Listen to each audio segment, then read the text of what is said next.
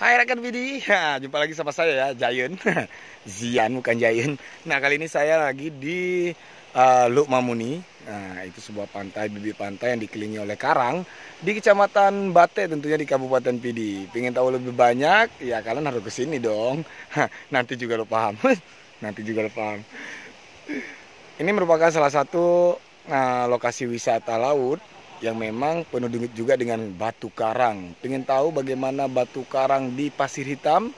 Nah, kalian harus ke Pidi dan harus ke Lukmamuni dan tentunya di Bate, Kabupaten Pidi. Jangan lupa terus kunjungi Pidi dan lihat beragam aktivitas dan eksotisnya dan beautifulnya Pidi untuk kalian semua dan untuk Indonesia dan untuk apa lagi ya? Saya nggak tahu lagi ngomong apa nih. Pokoknya datang deh ke Pidi, ntar kalian juga tahu. Nah.